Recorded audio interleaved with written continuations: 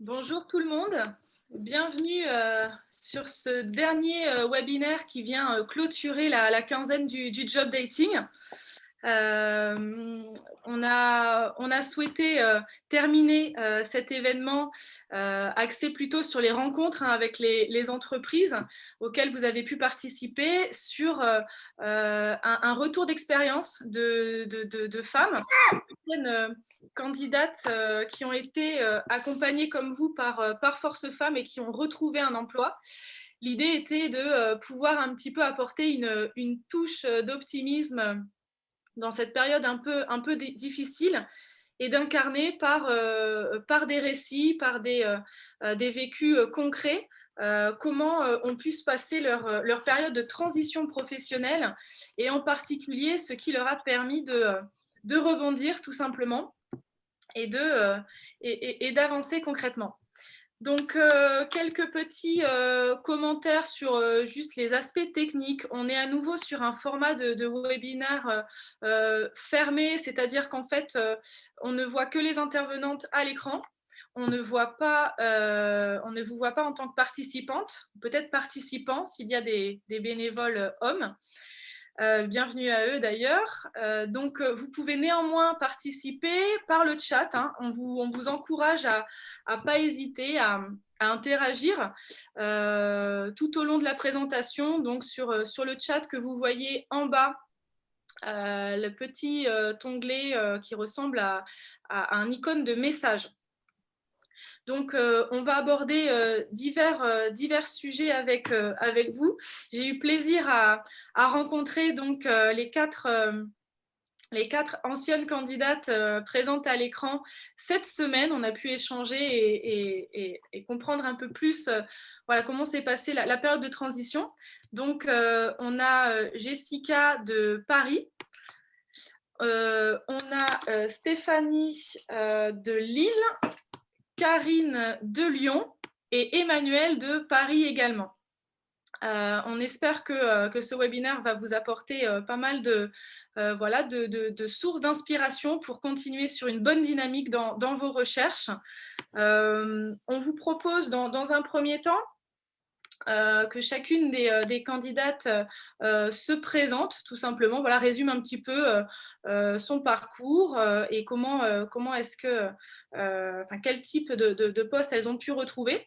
Et puis par la suite, on prendra le temps chacune de les interroger sur des événements un peu phares et marquants qui ont jalonné leur période de transition. Donc, bienvenue à toutes à nouveau et on vous souhaite un très bon webinaire. Je laisse la parole peut-être à Jessica, si vous voulez bien nous résumer un petit peu votre expérience. Bonjour. Donc moi, je vais vous dire un petit peu qui je suis. J'ai 47 ans, je suis maman de 3 enfants, 3 ados maintenant. À aujourd'hui, je travaille dans la finance, un secteur assez large et l'événement majeur de mon parcours qui m'a amenée à rencontrer Force Femmes, c'est, mon retour d'expatriation après 6 ans à l'étranger. Voilà, donc retour, à l'été 2019, avec, la période, des gilets jaunes, du covid, des grèves parisiennes, enfin la totale et donc moi je me suis inscrite, en décembre 2019 et j'ai retrouvé un emploi en septembre 2020. Voilà. Merci Jessica. Est-ce que Stéphanie veut prendre la suite? Bonjour à toutes, je suis Stéphanie Blanchard, j'habite à côté de Lille. J'ai 51 depuis pas très longtemps, 51 ans, j'ai 3 enfants, des ados aussi, voire un peu plus. Donc moi, mon parcours, j'ai fait des études dans l'hôtellerie-restauration et j'ai commencé en tant qu'assistante RH, assistante commerciale. Et puis, j'ai arrêté de travailler pendant 6 ans pour m'occuper de mes enfants. Et quand j'ai retrouvé chercher des postes, c'était plutôt assistanat. dans des petites entreprises. Donc, j'ai fait assistante administrative, assistante commerciale, et puis je suis arrivée sur des postes d'assistante de direction, bras droit de chef d'entreprise. Voilà. J'ai eu 2 licenciements économiques. Un premier en 2014, 2015, je sais plus, où j'ai attendu un an et 9 mois avant de retrouver un boulot. Et puis le dernier, donc en février 2019, et suite à quoi je me suis inscrite chez Force Femmes en septembre aussi, comme Jessica, septembre 2019. J'ai mis un petit peu de temps avant de me recentrer, et j'ai retrouvé un travail en septembre 2020. Voilà, comme Jessica. Voilà, donc mon poste actuel, c'est Office Manager, qui ressemble à de l'assistanat de direction aussi. Voilà. Est-ce que Merci autre Stéphanie. chose, ça va? Voilà. On reviendra sur les détails des postes que vous avez retrouvés et d'autres aspects, bien sûr. Est-ce que Karine veut prendre la suite? Oui, donc bonjour à tous. Donc moi, je suis Karine Chanvin. Moi, j'ai 51 ans. Non, j'ai 50 ans, pardon, je n'ai pas encore 51 ans. J'ai qu'une fille qui est encore un peu petite. Et donc moi, j'ai fait une carrière de contrôleur de gestion. Je suis responsable de contrôle de gestion. Et la spécificité de mon parcours, c'est que j'ai fait cette carrière pendant 22 ans au sein du Club Med. Donc, dans plusieurs endroits, beaucoup à Paris, un peu à Milan. De retour à Paris, et enfin depuis 10 ans, je me suis installée à Lyon, côté de Lyon. Et le fait de ne pas vouloir repartir en fait sur Paris, ou de ne pas vouloir reprendre un poste à l'étranger, en fait, m'a un peu fermé les potentiels de carrière que je pouvais avoir au sein du Club Med. Donc, au bout d'un moment, au bout de 10 ans sur un poste de responsable de contrôle de gestion, j'ai négocié une rupture conventionnelle, et donc j'ai quitté cette entreprise en septembre 2019 avec une période un peu de transition compliquée, parce que c'est une forte culture d'entreprise, et après 22 ans dans la même structure, on vit un peu, on pense Club Med, et voilà. Donc après une petite période de transition dont on parlera peut-être tout à l'heure, un peu de formation, un peu de réflexion, je me suis remise à chercher du travail vraiment en janvier 2020.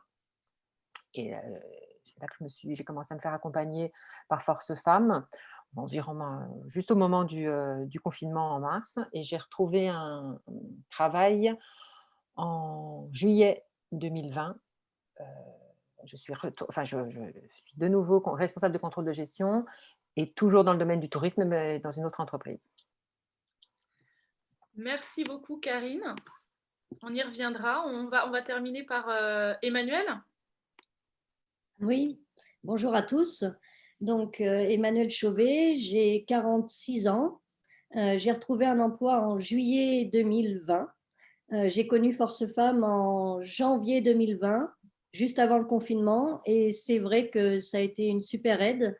Avant, j'ai fini mon ancien contrat en mai 2019. Donc, c'était des contrats d'intérim qui devaient déboucher sur un CDI, mais bon, après 18 mois, il n'y en a pas eu. Du coup, je voulais changer de direction vers le milieu associatif. Et donc, Force Femmes, j'ai beaucoup travaillé là-dessus avec Force Femmes, et je me retrouve en assurance pour le milieu associatif. Donc, dans mon secteur, mais pour un public qui me plaît. En assurance, je suis rédactrice dommages aux biens et responsabilité civile à la Mutuelle Saint-Christophe. Donc, j'ai un peu préfet ma transformation, mais pas encore tout à fait. Je vous l'expliquerai tout à l'heure. Merci beaucoup Emmanuel. Donc, merci à toutes les quatre pour cette petite introduction. Donc, je vous propose d'entrer sur une réflexion, des échanges en particulier sur la phase qui a précédé votre retour à l'emploi, la phase de transition, et quelles expériences vous avez pu connaître et qui vous ont aidé à définir votre projet professionnel et vous positionner un peu plus clairement. Alors, lors de nos échanges cette semaine, certaines d'entre vous ont évoqué un projet de formation en particulier, une formation qui a été réalisée dans le cadre de cette période de transition. Donc, j'aurais envie de vous demander un peu plus particulièrement, en plus, on vient d'avoir une question dans le chat. Je sais que on a pas mal d'échos sur l'intérêt, l'utilité d'une formation, spécifiquement en ce moment où on sait que le marché est particulièrement bouché, difficile dans certains secteurs. Donc, se pose la question de peut-être un petit peu aller chercher de nouvelles compétences pour parfaire son expérience, son profil. Donc, je vais demander en particulier à Karine qui a pu se prêter à cet exercice d'une formation. Qu'est-ce que, voilà, de nous raconter comment s'est fait le choix de cette formation, ce qu'elle en a retiré, et puis comment peut-être aujourd'hui, est-ce que ça a un impact direct ou non dans votre poste actuel? Alors, oui, donc effectivement, c'est une formation. La réflexion de cette formation, elle est arrivée avant ma rupture conventionnelle. Donc, j'étais encore en poste, mais j'étais en train de réfléchir à un départ. Et enfin, pourquoi avant? Parce que du coup, c'est l'entreprise que j'ai quittée qui l'a financée. Donc ça, c'est un sujet. Et du coup, j'ai pu bénéficier d'une formation certifiante. Et j'ai fait une formation de formateur professionnel. Alors, complètement différent du contrôle de gestion. Et pourquoi j'ai fait ça? Parce qu'en fait, j'avais aussi fait un bilan de compétences avant et je me suis rendu compte à travers ce bilan de compétences, que ce que j'appréciais, c'était vraiment l'accompagnement des gens. Donc, à la fois l'accompagnement dans une entreprise de non financiers, donc des opérationnels qui, dans le monde du tourisme, comme dans certainement d'autres entreprises, ne sont pas forcément aguerris à la finance, ni aux bases, ni aux concepts un peu plus compliqués. Et c'est vraiment, enfin, moi, j'avais une appétence pour ça, donc j'ai voulu en profiter en me disant que peut-être cette formation de formatrice, si je voulais sortir du milieu pur de la finance, pouvait certainement m'aider. Parce qu'au départ, quand j'ai fait cette rupture conventionnelle, je n'étais pas persuadée de vouloir continuer à retrouver le même type de poste, enfin de revenir dans une structure de même type, une grosse entreprise avec un directeur financier, avec des grosses équipes, etc. Alors, j'ai fait cette formation et le premier enseignement pour moi, ça a été vraiment une grosse aide dans cette période de transition. C'est-à-dire, voilà, c'est ce que je disais tout à l'heure, c'était une grosse culture d'entreprise et difficile de faire le deuil. Et la formation m'a permis de rencontrer des gens d'autres univers, que ce soit des formateurs, que ce soit des gens d'entreprises complètement différentes, de l'industrie, de la paye, des commerciaux, enfin vraiment des personnes que je n'avais pas l'habitude de côtoyer, avec tous la même envie de transmettre un savoir, d'apprendre des choses et de faire apprendre. C'est une formation qui s'est étalée sur, en fait, de juillet à novembre 2019, donc avec des périodes vraiment des périodes de formation et des périodes après, une grosse période de mémoire. Alors, ça a été un peu révolutionnaire pour moi parce que j'avais pu écrire de mémoire depuis de longues années. Donc, se remettre à vraiment travailler, à se remettre dans la peau d'une étudiante, en fait. Et ça m'a permis vraiment de m'occuper l'esprit, de me sentir utile. Parce que quand on a travaillé pendant 25 ans, puis tout d'un coup se retrouver sans emploi, c'est pas forcément évident d'organiser ses journées et de savoir quoi faire le matin. Donc là, cette formation vraiment m'a beaucoup aidée dans cette période de transition. Et donc le fait d'avoir cette certification, après voilà, c'était aussi, ça m'a permis d'être fière de moi. Et alors maintenant, est-ce que je l'utilise? Finalement, pas tellement, puisque j'ai retrouvé un poste de salarié, mais la compétence et l'accompagnement de mes collaborateurs ou d'autres opérationnels est toujours là. Donc oui, j'ai toujours je vais utiliser tout ce que j'ai appris, je vais pouvoir le mettre en pratique, même si ce n'est pas dans le cadre d'une formation professionnelle comme telle dans un organisme de formation professionnelle. Donc, oui, enfin, tout bénéfice et surtout la rencontre de gens, le partage et le fait d'intellectuellement se sentir toujours dans une bonne dynamique. Merci beaucoup pour ce partage. Je sais qu'Emmanuel a aussi quelque chose à restituer sur l'expérience de formation. Oui, tout à fait. Moi, ça m'a permis de rester active. J'ai été bénévole pour l'association CoJob, responsable du réseau des alumni, et ça avait un peu attrait avec l'ESS que je voulais rejoindre.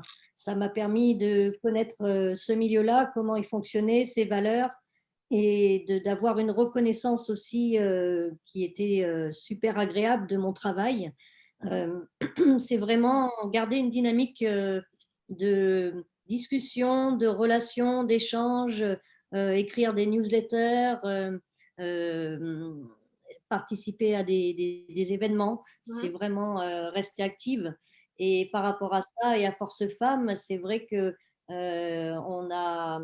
j'ai proposé à quelques personnes du réseau à l'époque de créer un échange de lecture de CV après un webinar réalisé chez Force Femmes. Et c'est vrai que ça permet de rester active et de voir ce que les autres personnes font, à combien de candidatures elles en font, vers quoi elles vont, comment elles se présentent. Ça permet d'échanger et à plusieurs, on est plus fort, c'est certain.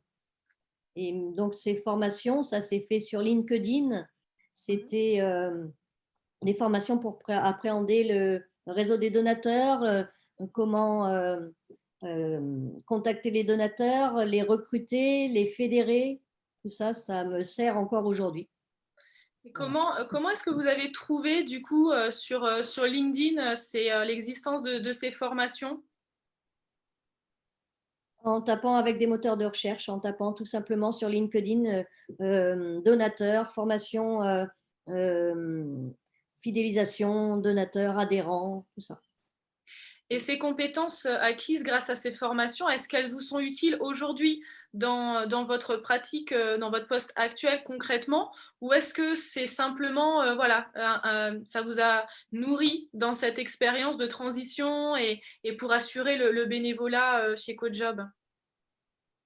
Alors, oui, ça m'a nourri pendant cette période de transition énormément. Ça m'a permis de rester active. Actuellement, ça ne me sert pas actuellement dans mon poste actuel, mais je m'en suis servi pour clarifier mon projet professionnel et savoir que je voulais vraiment aller vers le secteur de l'ESS. Ce poste-là, actuellement, c'est une transition. Je pense que je vais aller dans 1 ou 2 ans, peut-être 3, je me laisse un peu de temps, vers un autre poste qui serait avec plus de contacts sur les assos ou plus dans le milieu relations adhérents-donateurs. Donc, pour l'instant, je n'ai pas encore à 100% le poste que je souhaite, mais ça fait une phase de transition. Retrouver un poste, c'est aussi dans cette période-là valorisant et ça permet de toujours garder l'œil ouvert sur d'autres opportunités et être plus facilement recrutable. Donc, c'est pour ça que j'ai décidé quand même de revenir dans l'assurance. Je me suis dit que ça ne serait pas un frein vers ma transition, ça serait une aide. Voilà. Très bien. Merci pour ce retour. Alors, un autre retour d'expérience quelque peu différent, mais toujours en lien avec cette période de la transition et de comment vous avez pu retirer des apprentissages variés de la spécificité de ces périodes qu'elles ont pu être pour vous. Donc, on a Jessica qui m'a raconté justement, elle parlait d'une expatriation quand même de longue durée aux États-Unis et concrètement de comment cette expérience finalement a permis d'apprendre sur tout un tas d'aspects et comment est-ce qu'aujourd'hui, c'est une expérience qui est vraiment valorisable auprès de recruteurs, d'interlocuteurs divers dans le monde professionnel. Est-ce que Jessica, vous voulez bien nous expliquer un peu comment ça s'est passé et ce que vous en retirez? Pas de souci. Donc en fait, bah, la petite histoire, je travaillais avant de partir, il s'avère qu'on propose à mon mari une expatriation. On s'était toujours dit en projet familial que celui qui trouverait un poste à l'étranger, bah, l'autre se débrouillerait pour suivre et on emmènerait toute la famille parce que c'est une expérience qui est vraiment enrichissante. Donc il s'avère que c'est moi qui ai, abandonné, mon poste, de commercial et bah, arrivée là-bas, je me suis dit que c'était peut-être le moment de profiter de mes enfants, de découvrir un petit peu autre chose. Déjà, je parlais pas très bien anglais, donc je me suis dit que c'était aussi l'occasion d'apprendre, bah, mieux la langue et puis, bah, on apprend, beaucoup, beaucoup de choses finalement en expatriation et notamment la débrouillardise. Mmh. Le fait d'être, bah, loin de tout et de tout le monde, donc bah, il faut prendre sur soi, il faut, se dire: «Bon, bah, je vais aller vers les autres, je vais, bah, faire des rencontres qui vont me permettre bah, de trouver des solutions à des choses toutes simples», hein. C'est-à-dire que, ben, on se dit par exemple, aller ouvrir un compte en banque, moi qui travaillais dans la banque, je m'étais dit: «Ouah, facile, facile». Oui, mais non, en fait, c'est pas si facile que ça. Enfin, il y a la barrière de la langue, mais il y a aussi voilà, donc moi, j'ai appris beaucoup de choses, notamment sur le fait d'être, hem, bah, d'avoir toujours une positive attitude. Moi, j'étais aux États-Unis, donc en fait, les Américains sont très dans la positive, attitude et très optimistes, même dans les pires moments. Et en fait, bah, ça, j'ai essayé de le ramener avec moi. Donc du coup, voilà, j'essaye d'être toujours souriante et positive même quand, j'essaye aussi de l'apprendre à mes enfants en disant: «Dans quelque chose de négatif, il y a toujours du positif à en retirer». Donc ça, c'est quelque chose que j'ai vraiment appris là-bas et qui m'a permis dans ma recherche d'emploi de pas baisser les bras. Mmh. Voilà, donc c'est voilà et puis je me suis réinventée là-bas. Je pense qu'on en parlera, à un autre moment, mais je suis devenue entrepreneur, en fait, là-bas. Donc ça a été un nouvel aspect de ma vie professionnelle et pas du tout dans le domaine dans lequel j'exerce aujourd'hui et pas du tout dans le domaine dans lequel j'exerçais avant. Donc ça a été aussi très enrichissant de ce point de vue-là. Merci Jessica. Est-ce que Je alors il y a une question à laquelle je peux répondre, là tout de suite. Si je vois, vous avez pu parler la langue ou la comprendre au bout de combien de temps? Alors j'avais un niveau scolaire, c'est-à-dire que j'ai fait anglais de la sixième à la terminale comme tout le monde, plus un peu plus dans mes études supérieures.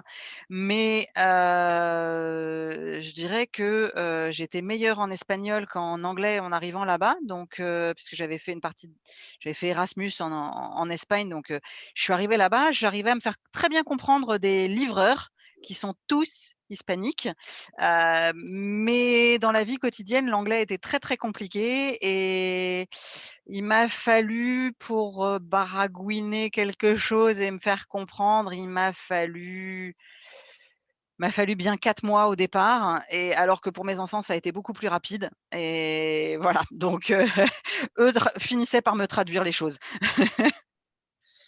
merci. Alors, j'ai bien senti hein, quand on échangeait que vous étiez vous-même convaincu par toute la richesse de cette expérience Mmh. d'expatriation à transférer dans votre parcours professionnel. Est-ce que vous êtes parvenu à l'évoquer simplement avec des collaborateurs, avec des potentiels collaborateurs, recruteurs? Est-ce que vous auriez un conseil? Alors, c'est vrai pour une expérience d'expatriation, mais finalement, ça rejoint aussi toute expérience qu'on peut avoir dans la sphère peut-être plus personnelle et sur comment est-ce que vous avez pu peut-être réussir à l'aborder très simplement dans le cadre de démarches de réseau ou de recrutement. Alors, bah, moi je suis commerciale donc forcément je dirais que c'est pas des sujets c'est des sujets que j'aborde assez facilement. J'ai, dans toute ma recherche, en fait, j'ai aussi rebondi sur, justement cette expatriation Mmh. parce que le fait d'avoir été expatriée m'a permis d'avoir un réseau, de connaissances à l'étranger, mais notamment de Français vivant à l'étranger. Donc, à New York, il y a quand même une grosse communauté française et ça permet de se tisser un réseau extraordinaire et je me suis servie, de ces connaissances pour essayer de rebondir un petit peu en France, puisque on voilà, donc on aborde avec ces personnes-là beaucoup plus facilement l'expatriation puisque c'est quelque part une forme de deuil, hein, de rentrer, hein, faut pas c'est une nouvelle expatriation de rentrer en France.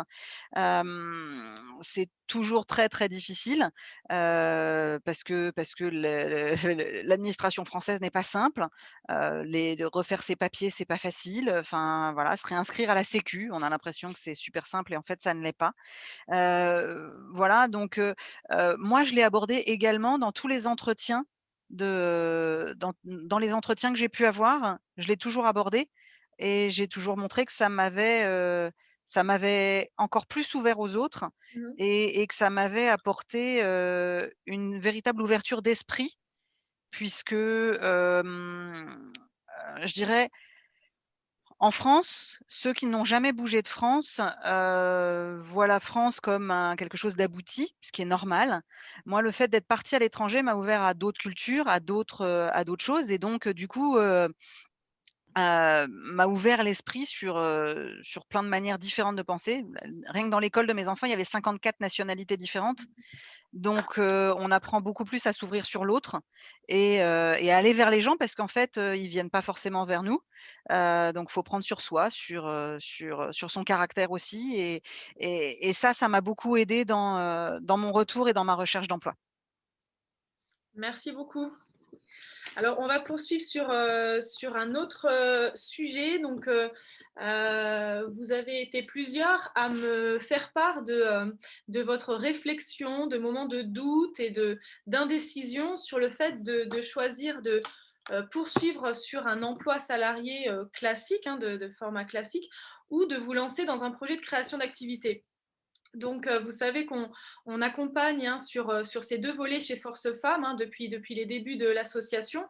Et on voit en tout temps, il y a quand même des doutes, hein, sur le choix du projet professionnel d'un côté ou de l'autre, et peut-être plus particulièrement en ce moment, du fait des difficultés en lien avec la crise sanitaire. Donc, je pense que ça pourrait intéresser certaines candidates, participantes qui nous écoutent aujourd'hui, de comprendre un peu mieux comment vous est venue l'idée de création, si vous avez pu l'aboutir ou non, et qu'est-ce qui vous a finalement fait revenir dans votre décision de préférer et de trancher sur un emploi, un format de salariat classique. Donc, on peut rebondir à nouveau avec Jessica qui est concernée par ce sujet, puisque, comme vous le dites, vous avez connu une expérience d'entrepreneuriat aux États-Unis.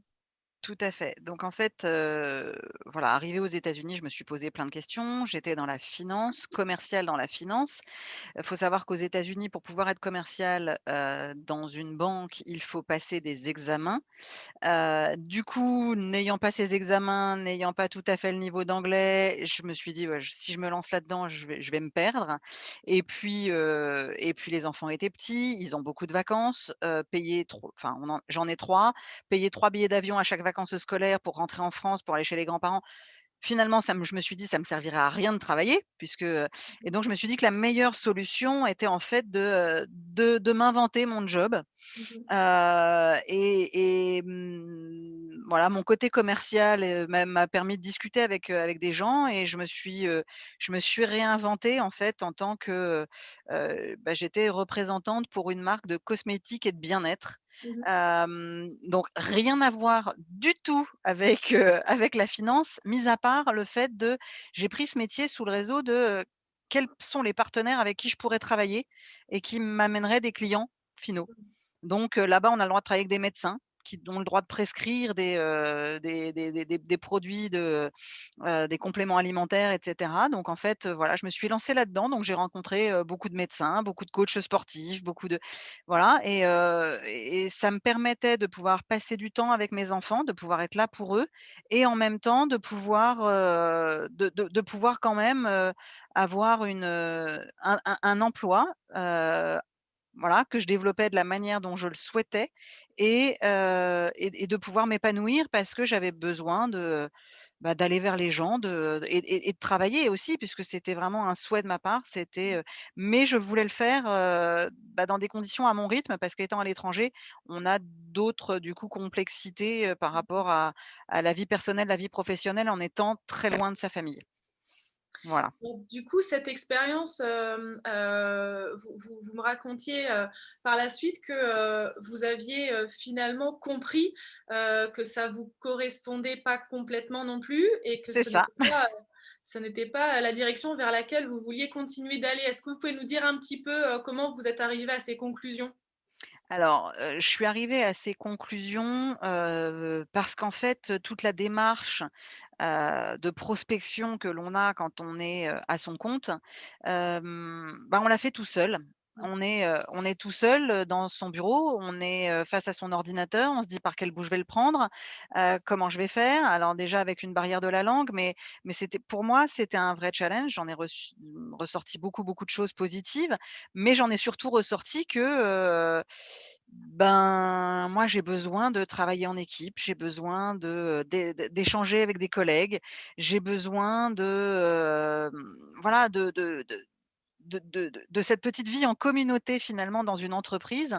Il s'avère qu'en plus, là où j'ai retrouvé, on n'est pas en télétravail, donc on n'est pas chacun chez soi, on vient quand même au bureau, avec toutes les précautions de mise, mais on vient au bureau, et par ailleurs en plus et ce qui va répondre à une des questions qui m'est posée, heu, il était difficile de dégager un revenu comme je l'avais en étant salariée auparavant, donc non, je n'aurais pas pu en vivre si nous n'avions pas eu le salaire de mon mari, en tout cas aux États-Unis. Voilà, mais aussi parce que mon choix était de pouvoir le caler par rapport à la vie, familiale. Mmh. Je pense que j'aurais pu en vivre si j'avais été à 300 complètement sur cette activité.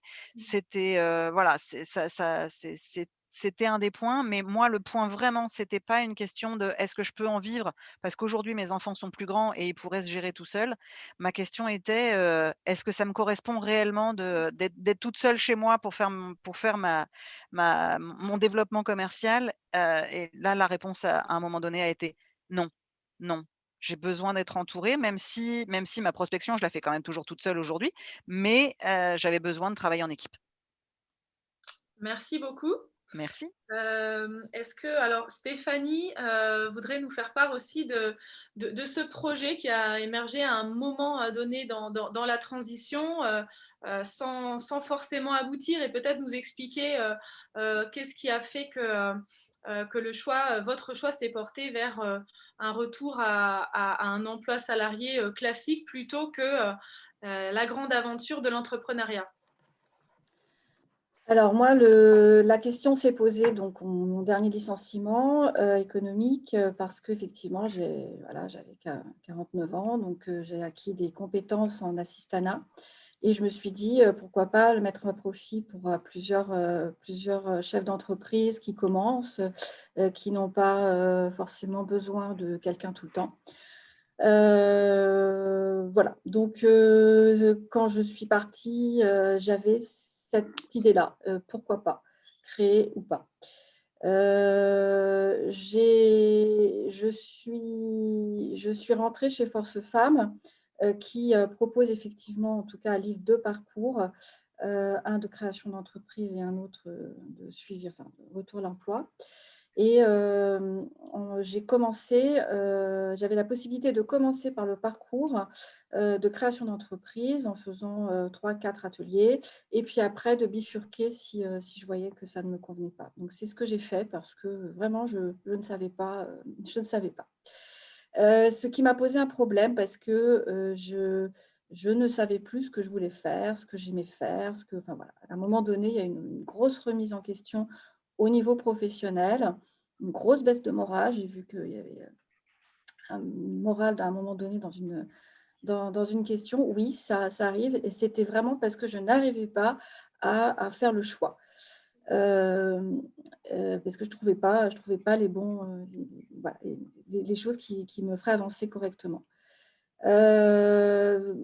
Rapidement, quand même, au bout des 4 ateliers, je me suis dit que ce n'était pas le bon moment, surtout pour moi, parce que je venais de vivre un accident de santé assez fort, 1 an et demi, 2 ans avant. Donc, j'avais besoin de souffler et de me reposer de temps en temps. Et que quand on crée son entreprise, c'est intense, ce n'est pas à 100%, c'est à 150, voire 200%. J'étais parallèlement engagée aussi dans la vie, communale, parce que voilà, j'étais partie sur la campagne législative de l'année dernière. Et donc, ça me prenait du temps. Voilà. Et puis, un petit peu comme Jessica, à travers les ateliers, j'ai compris que travailler seule, parce que c'était vraiment pas créer une grosse entreprise, hein, c'était pas prendre quelque chose de plus large, hein, c'était vraiment travailler pour moi, faire de la prestation. Non, en fait, moi, j'aime bien travailler en équipe, vraiment. Voilà, donc du coup, j'ai continué sur le parcours de retour à l'emploi.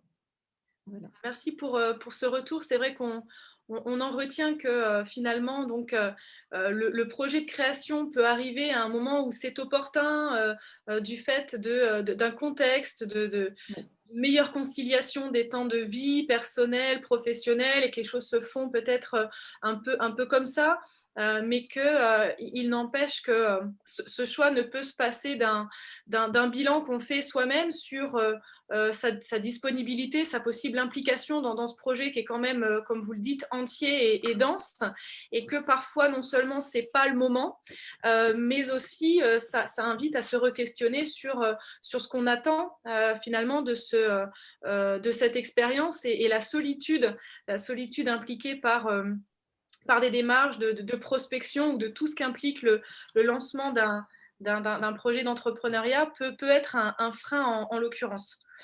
On va poursuivre sur une question qui est ressortie tout naturellement et qu'on comptait bien sûr aborder, c'est sur mais alors comment avez-vous retrouvé un job, tout simplement. Donc vous êtes bien sûr toutes les 4 concernées par cette question-là. Je commencerai peut-être à la poser à Emmanuelle, si elle veut bien y répondre. Donc, on va voir que vous avez des retours différents à nous faire sur cette question-là. Donc, Emmanuelle, vous, comment avez-vous retrouvé votre poste actuel ? Alors, Force Femmes, là-dessus, m'a vraiment beaucoup aidé à réfléchir et à clore mon projet professionnel, puisque avant de rencontrer Force Femmes, je cherchais un poste uniquement de relations donateurs, relations adhérents dans des entreprises comme Greenpeace, Vision du Monde ou des grosses ONG. J'ai eu pas mal d'entretiens, mais aucun n'ont débouché. Et je me suis vite rendu compte que j'étais en concurrence. Évidemment, il y avait énormément de concurrence. Et pourquoi pas retourner dans mon secteur, l'assurance, mais vers le milieu de l'ESS, concilier les deux. Donc ça, c'est grâce à Force Femmes. Et je remercie énormément Dominique pour son écoute et tous ses conseils. Peut-être qu'elle assiste au webinaire, c'est un petit clin d'œil. Mais c'est vrai que c'est très important de se faire coacher pour savoir où postuler et être efficace. Et aussi, pas oublier son projet professionnel, allier les deux. Et moi, Force Femmes m'a beaucoup aidé là-dedans. Après, moi, j'ai retrouvé tout simplement en allant sur les sites des entreprises. Moi, particulièrement, j'ai trouvé sur le site d'AXA. Donc, voilà, j'ai postulé comme ça sur les sites directement des entreprises en direct. Je ne suis pas passée ni par LinkedIn, ni par des cabinets de recrutement, parce que souvent, les cabinets de recrutement, ça fait 1 ou 2 entretiens, on n'a pas de réponse. C'est très stressant. Et moi, j'ai préféré vraiment postuler directement chez les entreprises et donc on a des réponses rapides et j'ai eu pas mal d'entretiens, donc j'ai pu choisir aussi. Voilà, ça a Merci. comblé mes attentes. Alors, on va pouvoir rebondir sur d'autres expériences, sur voilà, ce qui a permis concrètement de retrouver un emploi. Est-ce que Karine, vous voulez nous raconter comment vous avez retrouvé? Oui, alors donc moi, je me suis vraiment remis à chercher du travail en janvier 2020 et en ayant interrogé des gens autour de moi, je me suis rendu compte que ce qu'il me fallait, c'était être accompagnée, enfin, de ne pas être toute seule. euh, Parce que déjà, c'est vrai qu'en entreprise, on est toujours un peu dans un groupe et là, de se retrouver tout seul, c'était pas possible. Donc, la première chose que j'ai fait, c'est que j'ai essayé de chercher justement des associations qui me conviennent pour m'accompagner dans cette recherche d'emploi. Donc, du coup, j'ai été accompagnée par 2 associations. Donc, l'une était Force Femmes et l'autre, c'est une association sur Lyon qui s'appelle IEVA, qui est une association qui accompagne des cadres en recherche d'emploi, avec des coachs qui sont enfin, un peu le même principe que IEVA, mais qui sont ouverts à tout le monde, les hommes, et quel que soit l'âge. Il peut y avoir aussi des gens qui sortent des études, jusqu'à des gens qui sont en dernière année de carrière. Voilà, et les deux vraiment m'ont vraiment aidée d'une manière différente. C'est-à-dire vraiment le côté plus féminin, cocooning de Force Femmes et le côté structure de Yeva qui vraiment donnait un cadre de travail, de recherche sur la façon de faire son CV, la façon de faire des entretiens. Et le fait aussi, après on en reparlera peut-être dans le côté de ce qui maintient et ce qui reste positif, c'est le fait que les réunions soient toutes les semaines et que on se crée un rythme qui est indispensable pour ne pas se laisser aller, d'autant plus que du coup, moi, j'ai commencé à chercher, tout de suite, on s'est retrouvés en confinement, donc seul à la maison. Et donc là, j'ai apprécié vraiment le fait que les 2 associations se soient organisées avec des webinars, avec Skype, avec Zoom. Ça, ce qui a été vraiment exceptionnel. Donc voilà, donc ça, c'était l'accompagnement. Et ensuite, alors moi, j'ai postulé, heu, j'ai fait quelques candidatures directes, j'ai contrairement à Emmanuel, j'ai contacté des cabinets de recrutement, des cabinets de management de transition aussi, parce que je me suis interrogée sur le management de transition, le fait de pouvoir, changer de structure, parce que j'étais restée vraiment longtemps dans une structure, donc de pouvoir faire des missions courtes m'intéressait. Et puis en fait, un jour par LinkedIn, j'ai trouvé une annonce de responsable de contrôle de gestion dans le secteur du tourisme. Alors c'était pas forcément là où je voulais retourner, mais bon, quand on a je crois que quand on aime un secteur, finalement voilà, j'ai été tout de suite attirée par cette annonce et j'ai postulé. Alors c'est une annonce qui a été postée directement par l'entreprise, pas de cabinet de recrutement, et j'ai postulé directement dans l'entreprise, mais via un réseau, puisqu'en fait, un ancien directeur commercial du Club Med travaillait dans cette entreprise. Et comme j'avais eu l'occasion de travailler avec lui quand j'étais en Italie, j'ai pu le recontacter et c'est lui qui a fait passer mon CV directement au directeur financier. Voilà. Donc, en l'occurrence, de votre côté, on a vraiment la combinaison de l'annonce que vous avez trouvée sur LinkedIn et C'est puis ça. de repérer un Et le ancien, réseau, voilà. voilà, de par votre réseau, de se dire que c'était l'occasion un petit peu de reprendre contact et de pouvoir Oui, peut-être… c'était tout à fait ça. C'est le réseau, là, c'est vraiment LinkedIn, c'est-à-dire le fait de se renseigner sur l'entreprise qui poste une annonce et de voir qu'un ancien contact travaillait dans cette entreprise, même une personne que je n'avais pas recontactée depuis 15 ans, que voilà, j'ai recontacté et grâce à lui, en fait, ma candidature a été retenue. Est-ce que ça a été facile l'exercice de la reprise de contact? Est-ce que comment… Finalement, oui, c'était assez étonnant parce que c'est vrai que quelqu'un qu'on n'a pas. Alors, c'était quelqu'un avec qui j'avais des bons contacts à l'époque, hein. Donc voilà, donc ça a été assez facile et en plus un peu un peu un parcours similaire. Il avait fait un peu le même parcours que moi en quittant 2 structures où il était resté longtemps, en ayant fait le choix d'une plus petite société en province, une petite ville. Enfin voilà, donc oui, ça a été assez facile. Super. Mélanie, je me permets juste parce qu'il y a une question qui est hyper intéressante et comme on est sur une population de plus de 45 ans, est-ce que dans vos réponses, il y a une question sur avez-vous rencontré la problématique de l'âge dans vos recherches? Et je pense que voilà, si vous avez dans vos réponses une petite réponse à ça. Moi, je pense que dans les postes de responsable de contrôle de gestion, comme je recherche, pour moi, c'est une vraie problématique. En tout cas, je me la suis mis, moi, comme un vrai frein. Et le fait d'être accompagnée par des associations, par des gens comme Force Femmes, et comme les autres associations que j'ai pu rencontrer, ça m'a permis d'avoir un peu une autre vision, de faire attention, de faire attention aux entreprises dans lesquelles je postulais. C'est-à-dire que en recherchant justement sur les réseaux, on voit qu'il y a des entreprises qui mettent des annonces. On voit tout de suite que l'âge va être un frein. Je ne sais pas. Enfin, après, c'est du feeling, hein, mais par rapport à l'âge de la personne qui recrute, par rapport à l'âge de l'équipe, voilà. Il y a certains postes sur lesquels l'âge peut être un frein. Après, moi, par exemple, dans mon équipe, j'ai recruté une personne qui a 56 ans, juste après être entrée dans l'entreprise. Donc, il y a des opportunités, quand même si on est à dépasser la cinquantaine. Et je pense qu'il faut vraiment s'en persuader, et c'est pas toujours facile. C'est pas toujours facile, mais voilà, je pense qu'il faut faire le bon choix des entreprises.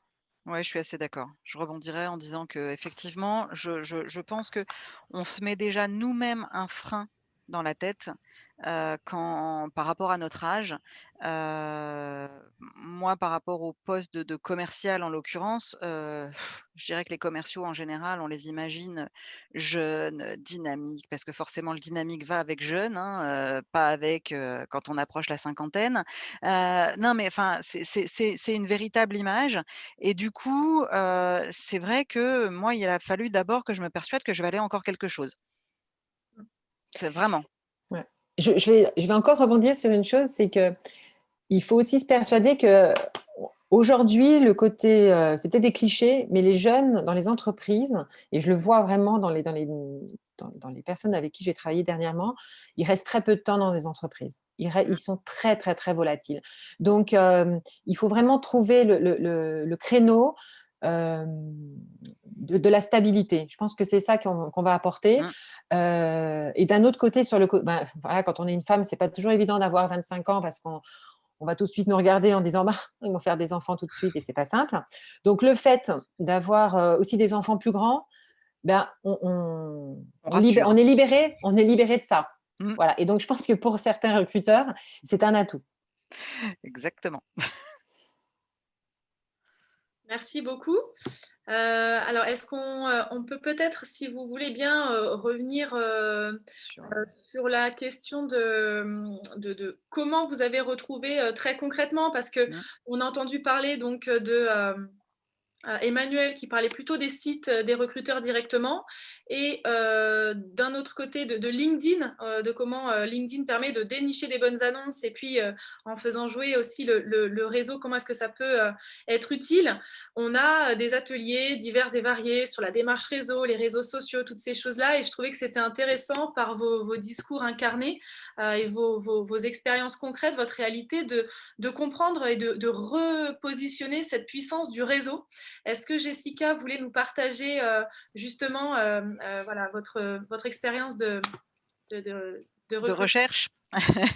Alors, un petit peu, je dirais comme tout le monde, je me suis posé beaucoup de questions puisque quand j'ai commencé à refaire, donc j'ai contacté Force Femmes fin décembre, donc j'ai réellement commencé à chercher en janvier. Il s'avère que le confinement est arrivé assez rapidement, donc j'ai d'abord travaillé sur mon CV, etc. Et le confinement est arrivé assez vite. Et là, je me suis posé plein de questions en me disant, Bon, comment je vais faire? Parce que là, ça se complique, tout le monde, est complètement confiné, donc qu'est-ce que je fais? Et là, je me suis dit, ben, déjà, j'ai eu une formation, LinkedIn, avec Force Femmes qui m'a permis de comprendre la force. Je la connaissais déjà un petit peu, mais pas à ce point. La force de LinkedIn et de son réseau, au sein de LinkedIn et je me suis mise à contacter des gens que, parfois même pour certains que j'avais jamais vus.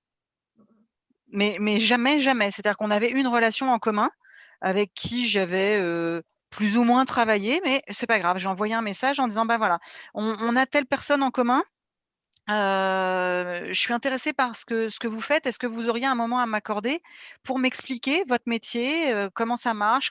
Qu'est-ce que fait votre entreprise exactement?» En fait, je me suis intéressée à eux et non pas à, ma recherche d'emploi. C'est finalement je l'ai pris un petit peu différemment et du coup, les gens s'ouvraient beaucoup plus, prenaient un peu plus le temps parce que confinés, finalement, étonnamment et voilà et ça m'a permis de discuter avec des gens, différents, des gens qui m'ont demandé, mon CV alors qu'il y avait pas d'annonce, dans leur entreprise. L La manière dont j'ai vraiment trouvé, le job sur lequel je suis aujourd'hui, j'avais postulé sur l'annonce là en direct de l'entreprise, en me renseignant quand même si je connaissais des gens qui étaient, dans cette entreprise et cetera.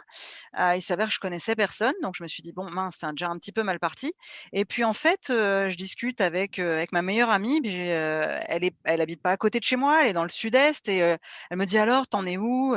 Et là je lui dis, petit coup de baisse au moral, je lui dis: «Ouais, j'en ai marre, les entreprises, franchement, c'est pas cool, tu leur envoies un CV, ils te répondent même pas, je comprends pas». Elle me dit: «Ah mais tu as postulé chez qui?» Bah, je lui donne le nom de l'entreprise, elle me dit: «Ah mais attends, je déjeune avec un commercial de chez de cette entreprise demain midi, je lui en parle». Je lui dis: «Ouais, bah, OK, vas-y», et le lendemain matin, elle m'envoie un SMS, elle me dit: «Écoute, il a annulé le déjeuner parce qu'il doit déjeuner avec son chef. Par contre, du coup, on a évoqué ton sujet, il m'a demandé que tu lui envoies, mais vraiment de toute urgence ton CV parce que, ils sont en recherche effectivement, l'annonce, elle est toujours là». Bon. Et donc je cherche cette personne sur LinkedIn en parallèle quand même pour savoir ce qu'ils font, tout enfin, je savais l'intitulé du poste et il s'avère que, bah, dès l'après-midi même, j'étais contactée par la RH, pour prendre un rendez-vous. Donc j'ai vu la RH et la personne qui est aujourd'hui mon responsable, je les ai rencontrés fin juillet. Ensuite, la deuxième étape, c'était de rencontrer, le directeur général, parce que mon choix se portait plutôt sur des plus petites structures que sur des grosses entités parmi lesquelles j'avais travaillé auparavant. Parce que, voilà, j'avais pas envie de me sentir un numéro dans une grosse boîte, j'avais envie d'être moi, qu'on m'appelle par mon prénom, qu'on sache qui j'étais et voilà, et là sur ce plan-là, c'est tout à fait gagné, donc c'est assez agréable et en fait, j'ai passé les derniers entretiens le 25 août. Je suis allée passer l'entretien avec un pied cassé, que je me suis cassé en allant passer l'entretien. Pour la petite histoire qui peut faire rire. Je me suis toujours dit: «Mais ils ont eu pitié de moi, finalement, ils m'ont embauchée». Non, non, c'est une blague, mais en l'occurrence, oui, j'y suis allée, clopin-clopant, ne sachant pas que c'était cassé et le lendemain, ils me proposaient de m'embaucher. Voilà, c'est c'est finalement une belle histoire, mais c'est surtout grâce au réseau. C'est grâce au réseau amical, LinkedIn, et aussi, vraiment, bah, aux formations que j'ai pu avoir avec Force Femmes, notamment sur l'utilisation de LinkedIn, sur la bonne utilisation de LinkedIn. Parce il y a des mots-clés, il y a, savoir mettre les mots-clés dans son profil, savoir, faire les bonnes recherches. Voilà, et ne pas hésiter à contacter des gens que même on ne connaît pas, finalement. On voit que c'est bien la combinaison de ce qu'on appelle donc la démarche réseau, savoir Oui, repérer, identifier et s'adresser à des interlocuteurs privilégiés voilà, pour avancer dans un processus de recrutement et concrètement connaître et maîtriser un minimum l'usage de LinkedIn pour trouver des annonces, pour relancer des personnes. Donc c'est vraiment ces deux aspects-là et sur lesquels on vous invite à participer aux ateliers de Force Femmes si vous le pouvez. J'en profite pour préciser, nous avons depuis en particulier 1 an divers contenus de format webinaire qui sont diffusés sur notre chaîne YouTube. Donc n'hésitez pas, je sais que sur les réseaux sociaux, on en a en particulier. Je le dis aux participantes qui souhaiteraient un petit peu développer sur ces sujets, n'hésitez pas à aller regarder les contenus ou essayer de participer à des ateliers dans vos antennes. Alors, on a des questions plus précisément sur quel poste vous occupez et puis la notion de concession. Voilà, est-ce que vous avez trouvé cet équilibre un peu entre ce que nous apporte voilà, telle expérience et puis les concessions qu'il faut faire malgré tout pour pouvoir se remettre dans l'emploi. Donc, j'avais envie d'interroger Stéphanie sur cette nouvelle expérience. Donc, on a discuté un petit peu de ce que vous y trouviez en positif, en négatif. On connaît la question du salaire notamment. Alors, en l'occurrence, vous me disiez que le salaire était plutôt un des aspects positifs dans cette nouvelle expérience. Est-ce que vous voulez nous expliquer un petit peu voilà, comment vous avez, trouvé votre équilibre dans ce nouveau poste, dans ces aspects tant positifs que moins positifs? Alors, en fait, dans l'idée, en fait, c'est comme Jessica, j'étais sur LinkedIn aussi, mais pas que LinkedIn. J'ai travaillé sur les entreprises intérim, j'étais sur Monster, etc. Et donc, en fait, je reçois encore, parce que j'ai jamais en fait arrêté mes comptes. Donc, je reçois toujours des postes qui seraient intéressants ou pas pour moi. Quand j'ai vu celui sur LinkedIn pour lequel je travaille maintenant, j'avais une idée, c'est-à-dire que je voulais un 4/5e, je voulais pourquoi pas un CDI, enfin, etc. Mais ça ne m'arrête pas, enfin, en tout cas, c'est ce que je voudrais dire à toutes les personnes qui écoutent, c'est que si vous avez un poste qui n'a pas exactement ce que vous souhaitez, allez-y quand même, parce que ce sont des négociations que vous faites après, pendant le recrutement ou après, pour voir si ça vous va ou pas. Donc, mes concessions à moi ont été de prendre un plein temps, alors que je voulais un 4/5e. Et en CDD aussi. Et un CDD. Alors, le CDD, ça, pour le coup, dans toute ma carrière, j'ai très souvent commencé par un CDD. Ça ne me pose pas de problème de commencer par un CDD du moment que je me plais dans mon travail et que les personnes avec qui je suis me disent il y a une opportunité plus tard. Voilà. C'est à moi de faire mes preuves, en fait, donc, pour déboucher sur un CDI. Mais ça, franchement, là-dessus, c'est vraiment pas… il ne faut pas s'arrêter là-dessus. C'est très français de chercher à chaque fois un CDI. Non, là, franchement, je vous dis, prenez ce qu'on vous propose, allez au recrutement et puis vous voyez après si ça vous va, si ça ne vous va pas, etc. Effectivement, par rapport au salaire, j'ai été vraiment très, très surprise parce que j'ai eu plus que ce que j'ai demandé. Ça s'explique parce que c'est une entreprise internationale qui a des critères, des barèmes, des grilles, etc. Et donc, voilà. Mais bon, ceci étant, sur mes autres entretiens, parce que j'ai eu d'autres entretiens, j'ai résisté sur ce que je voulais.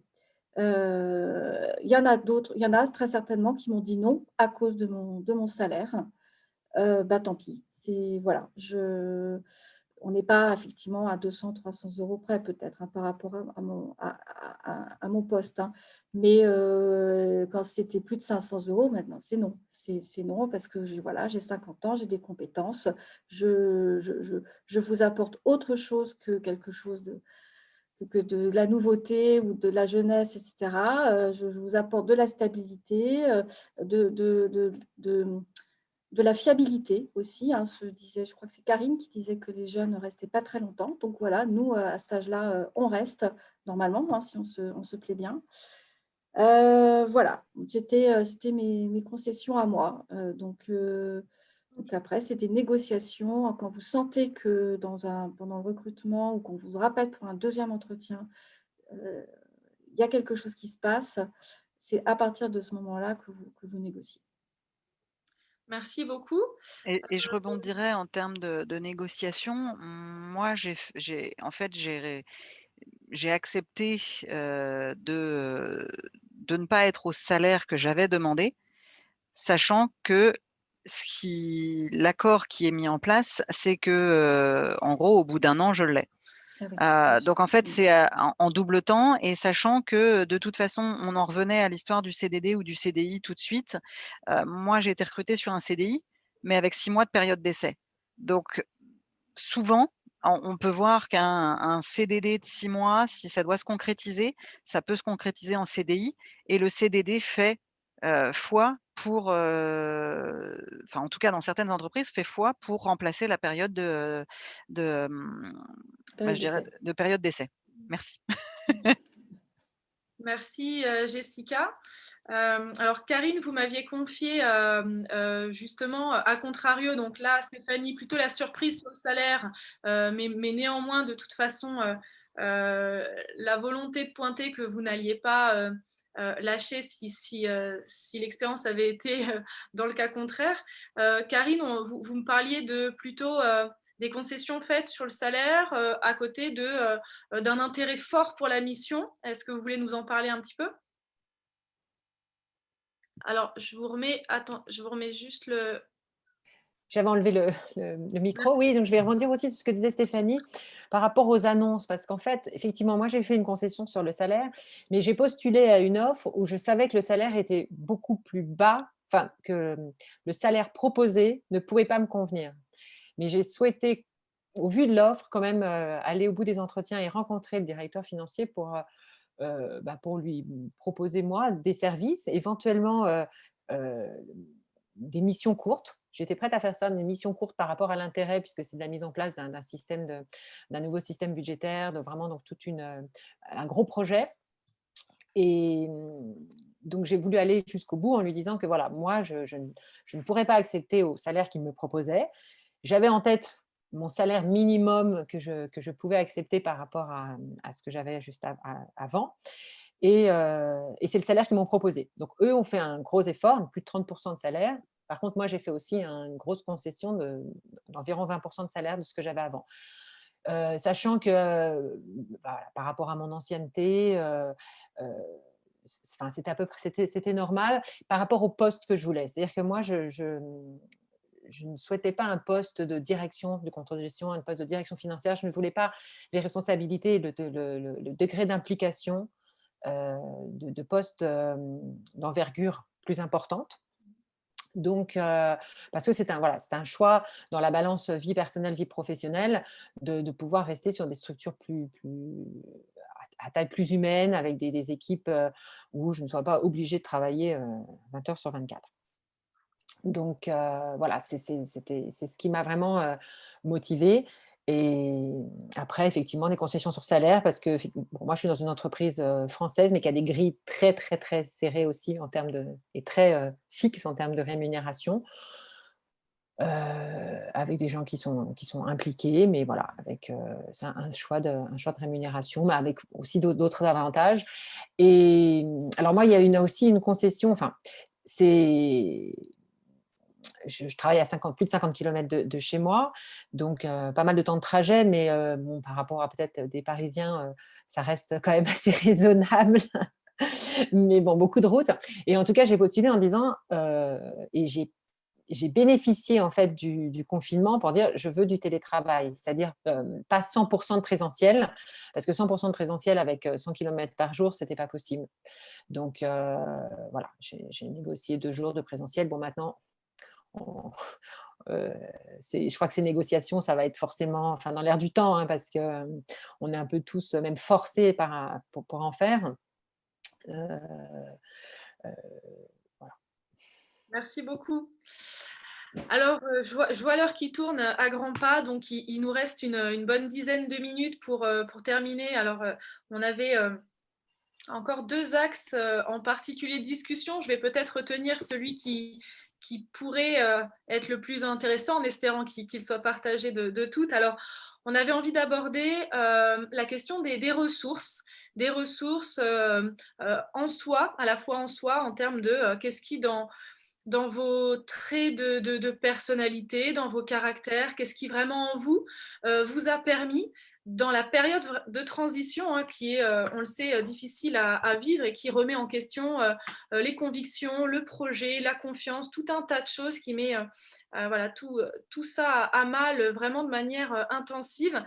Donc j'avais envie de vous demander qu'est-ce qui, dans vos ressources personnelles, vous vous a permis de tenir dans cette période, de rester un minimum positive, optimiste et sur un chemin voilà, d'avancer tout simplement. Alors, on a discuté au téléphone cette semaine ensemble aussi bien sûr, vous m'avez parlé de l'aide de Force Femmes, de tout ce que vous y avez trouvé en particulier pour rebondir. Vous m'avez parlé d'autres réseaux, peut-être aussi du soutien de vos proches. Alors, je vous invite à aborder un petit peu tout ce que vous souhaitez dans de cet aspect des ressources et peut-être plus particulièrement ce qu'il y a en vous, parce que je pense que ça peut être des choses précieuses à partager avec les femmes qui sont aujourd'hui connectées et toujours en recherche.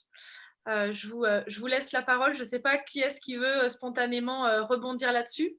Moi, je veux bien.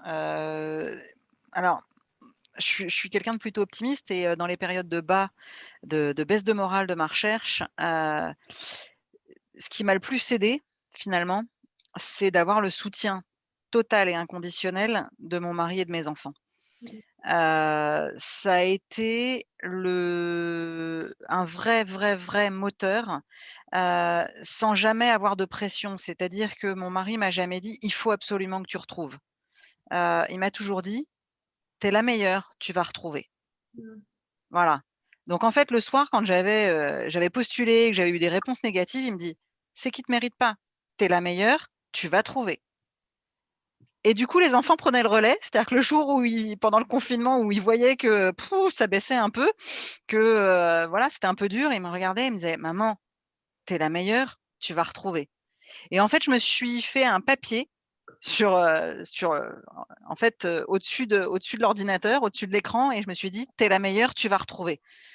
Avec des petits smileys qui rigolent, tout ça et ça m'a pas quittée et j'y ai repensé, on n'en avait pas parlé ensemble, Mélanie, mais ça c'est parce que je suis retombée dessus en fait, il y a 2 jours et je me suis dit: «Ah, mais ouais, mais en fait ça aussi, ça c'est bien». Alors, je vais poser la question un peu sensible. Qu'est-ce qu'on fait quand on n'a pas ou plus le, Ah, le mari, le soutien, les proches et comment est-ce qu'on peut se convaincre soi-même? Est-ce que ce papier, ce message à soi-même, on peut se l'écrire simplement et voilà, avec cette même conviction quand on ah a oui, aussi voilà. Moi, moi je peux je suis demander, ouais. convaincue de l'auto-persuasion. Je suis convaincue de l'auto-persuasion. Mais je Moi, te je laisse pense la que parole. si effectivement il y a personne, parce que moi aussi je suis comme toi, Jessica, j'ai eu vraiment ce que j'ai dit à Mélanie, j'ai eu une stabilité affective et qui m'a Mmh. poussée et qui m'a voilà. Bon. Et je sais que voilà, les femmes, bon, on n'en a plus, on est toutes seules. Bon, bref, c'est compliqué, la vie peut être compliquée. Il ne faut pas surtout aller chercher de l'aide, des ressources ailleurs. Moi, je trouve que le coaching, qu'on trouve maintenant, quand même assez largement répandu, notamment sur LinkedIn, sont très intéressants parce qu'ils vous aident justement à pallier à ce que vous n'avez pas peut-être dans votre entourage. Donc, vraiment, j'encourage les personnes d'aller voir les coachings et si vous n'avez pas beaucoup d'argent ou des choses comme ça, de trouver via Force Femmes des bénévoles qui peuvent le faire pour vous, parce que ça existe aussi. Donc voilà, quoi. Moi, il y a ça, quoi. Et puis après, je dirais aussi de ne pas rester inactive, en fait. Les ressources, c'est de faire quelque chose pendant cette période. Ok, c'est une vraie recherche, enfin, c'est un vrai boulot de chercher du travail. C'est un vrai boulot qui peut prendre un plein temps. Mais ceci étant, vous devez aussi faire d'autres choses. Et puis, voilà, pour moi, engagement, bénévole ou autre, enfin, il y a plein de choses, quoi. Sport. Voilà, du sport, enfin, ce que vous voulez. Et puis aussi, moi, je me dis qu'aussi, il faut accepter qu'on ait des baisses de morale, que ça n'aille pas. Que, voilà, c'est pas grave, voilà, c'est comme ça, c'est la nature, bah, c'est normal parce que, bon, on a 1, 2, 3 réponses, on n'a rien, on a plus. Et puis, à un moment donné, ça va revenir. Mais voilà, il faut accepter que cette période voilà, est peut-être compliquée. En plus, l'environnement est compliqué en ce moment avec le confinement. Allez chercher des ressources extérieures si vous en avez besoin, etc. Il ne faut pas hésiter. Et acceptez-vous accepter vos faiblesses, quoi, parce qu'on n'est pas des surfemmes. Voilà, donc que ce soit professionnel, personnel, etc., c'est la même chose. Voilà, moi, quand j'ai accepté ça, parce qu'à un moment donné, ça a été compliqué pendant 3 mois, je ne savais plus du tout où j'en étais. J'ai été chercher de l'aide aussi psychologique et qui m'a dit ça, mais Stéphanie, mais vous ne pouvez pas tout, voilà, vous pouvez pas tout faire, tout être bien, tout être machin, etc. Bah, c'est la même chose que pour une recherche d'emploi. Vous faites bien, Stéphanie, de préciser ça parce que c'est vrai que je vous ai vraiment posé cette question de manière très linéaire, de dire qu'est-ce qui vous a permis de rester toujours mobilisé, positive, optimiste, mais c'est très important d'être aussi réaliste et de citer ces moments de doute, où la confiance n'est plus là, où le projet n'est plus clair, où c'est moins facile. Et c'est un vrai cheminement et un vrai travail que d'accepter aussi ces moments et de s'autoriser à les vivre et se dire qu'on se remobilisera peut-être plus tard. J'ajouterais même que, alors, il m'est quand même arrivé certains jours de me dire: «Non, aujourd'hui, c'est pas un bon jour, je fais rien». Mm. Je fais rien, enfin, quand je dis: «Je fais rien», c'est je vais dehors, je vais effectivement courir, je vais faire n'importe quoi, mais en tout cas, pas répondre à une annonce parce que je suis pas positive aujourd'hui, ça donnera rien. Et est-ce que vous le viviez bien, quand même, malgré tout, de se dire à la fin de la journée, ben, il n'y a rien de très productif qui a été fait, si ce n'est que de s'autoriser ce temps de pause et ce temps pour vous? Alors sur le coup, je m'en voulais un peu parce que je me disais: «Ouais, tu vois, tu as perdu une journée», et en fait, le soir, je me disais: «Oui, mais en fait, là, j'ai pris soin de mon corps, de ma tête, donc du coup, en faisant autre chose, donc en fait, il faut savoir aussi, hem, ça pour lâcher, enfin, il faut savoir lâcher prise, et quand on lâche prise, on se remobilise. Et considérer peut-être aussi que ces temps de pause ne sont pas des temps morts, mais qu'ils participent à la remobilisation générale et Complètement. voilà, à sa position par rapport à ce moment de transition difficile. Je voudrais juste ajouter une petite chose, c'est que c'est vrai que la période, moi, à un moment, j'ai eu beaucoup de baisse de morale. Je ne suis pas du tout quelqu'un de positif, donc c'est beaucoup plus difficile. Mais le- j'ai eu en écho le fait que la période qu'on vivait aussi devait nous forcer à prendre du temps. C'est-à-dire que le fait d'être en confinement, alors vraiment, moi, j'ai cherché entre mars et juin, donc j'étais plein gros confinement. Donc, vraiment des grosses périodes de baisse de morale et de m'entendre dire: «Mais attends, mais Karine, si tu as un trou sur ton CV de 6 mois ou d'1 an, heu, tu dis: "C'est covid" et tout le monde se rappellera de cette période-là, tout le monde se rappellera du confinement, que tout était à l'arrêt, que c'est pas évident» et ça m'a permis justement d'assumer les jours où, je ne pouvais rien faire et c'était pas la peine de faire du réseau ou de faire un CV comme dit Jessica parce que, là ça aurait été forcément très négatif. Mais donc moi, je n'ai peut-être pas autant le soutien que Jessica ou Stéphanie dans mon entourage proche, mais l'entourage des associations et du retour des autres et du regard des autres, c'est hyper important parce que c'est voilà, c'est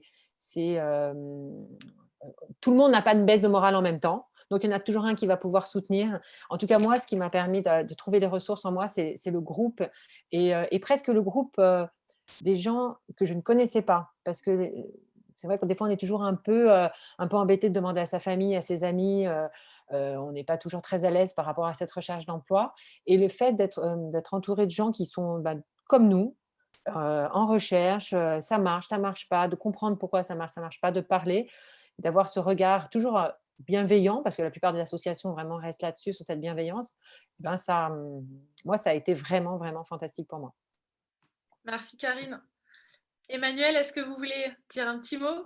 Beaucoup aidé pendant les moments où j'avais un peu de vague à l'âme, ça a été de me tourner vers le bénévolat, de rencontrer des projets par rapport au bénévolat, des gens qui se sont lancés avec 3 fois rien et il y a énormément de structures qui sont vraiment réjouies d'accueillir des bénévoles et ça fait un lien social, on reste actif et ça m'a beaucoup aidé.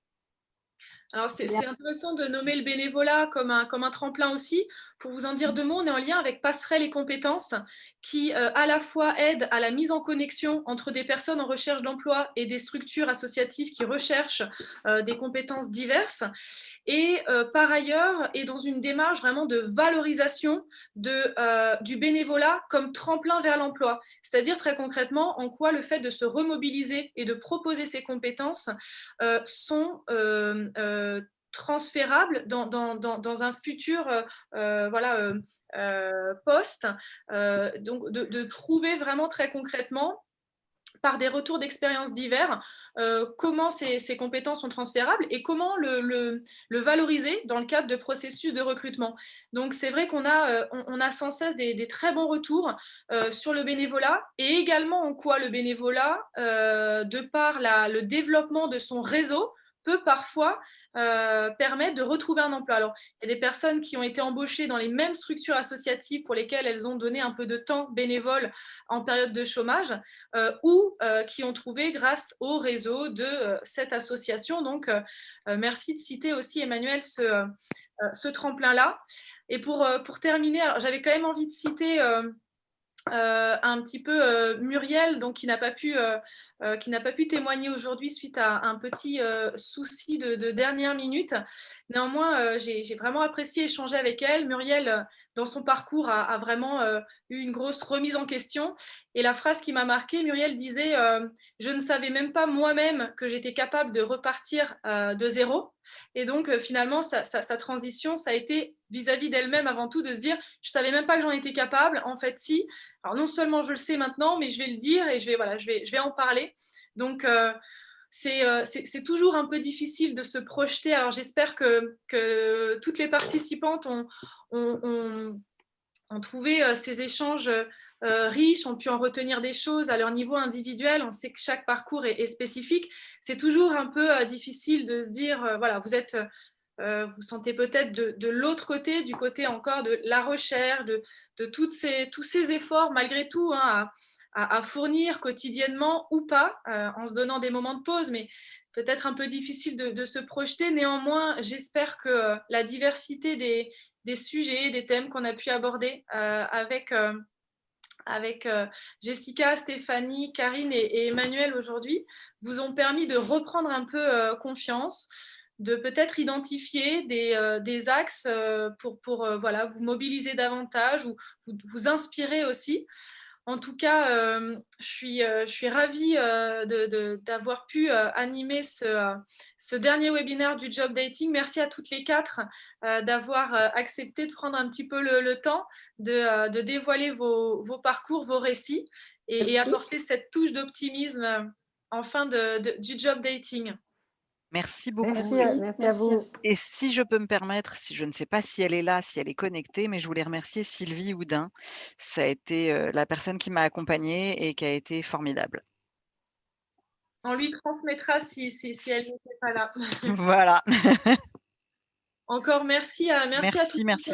Et du coup, c'est avec un peu d'émotion qu'on clôture officiellement ce job dating qui a été assez intense. J'espère que vous avez pu y trouver diverses réponses tout au long de la quinzaine, mesdames. On aura l'occasion, je reçois alors pas mal de messages pour avoir des retours sur des contacts avec tel ou tel recruteur ou les PowerPoint des présentations. Je vous rassure, je vais dormir un petit peu avant, mais vous aurez toutes les informations nécessaires et pour vous permettre de maintenir le lien avec les recruteurs. Donc voilà, excellente fin de semaine à toutes. Merci encore à vous quatre d'être venus témoigner aujourd'hui et on se retrouve très vite pour poursuivre les connexions, l'accompagnement. En tout cas, on est là, on restera présente et doublement s'il le faut dans cette période difficile à vos côtés pour vous permettre d'avancer. Merci. Au revoir. Merci. À très bientôt. À bientôt. À bientôt.